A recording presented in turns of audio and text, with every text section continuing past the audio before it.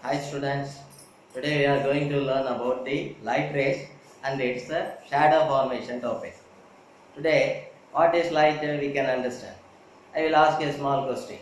You try, what is a light? You may think about sun as a source, candle as a source, or bulb, or incandescent lamp, or torch bulb, or everything are light sources. From that, light rays are emanating. Then, how can you understand what is a light ray? You imagine you are in a small hut full of dark. Through that uh, ceiling, you can get the small holes of sun rays may fall in your room. That being is having so many number of innumerable, infinite number of light rays. It is compiled, it is gathered together as a bulb, as a beam, comes to and fall inside. Like that, light rays are doing many formation of shadows. What is a shadow? When light ray fall on any opaque object, it will be blocked. Then blocking after, it is forming a dark image. That portion is considered as a shadow.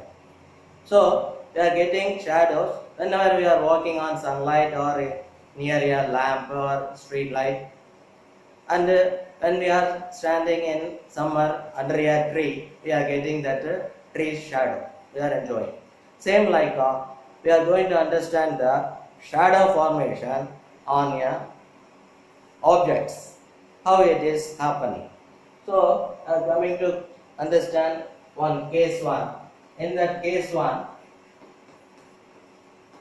we are taking a small thermocol block. Upon that block, we are inserting two pins vertically and parallel to each other. And we are putting a lighted candle near to that block.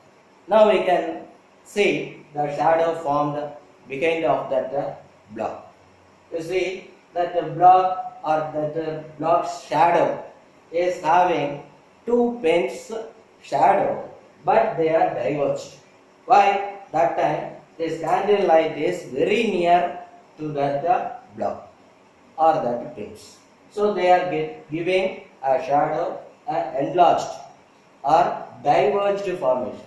You see this angle between them, this portion, it is increased or enlarged.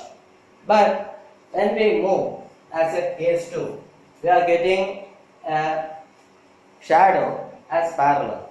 That time what happened? We moved that candle very much far away.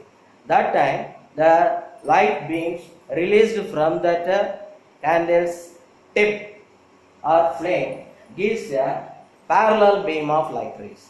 Then that light rays are coming and fall on that pins and move straight towards that shadow. That time the pins look like a parallel. There is no angle formed between the two pins. This is the condition when a source is very far away from that object. You see, we are very near to the ground, but very far from the sun. So the light rays are reaching to our earth a far away distance. So that light ray beams are becoming parallel. This formation we are going to apply on our further experiments, which are making a concave mirror shadow formation or image formation and the convex mirrors shadow or image formation. We are going to use this parallel beam of light rays.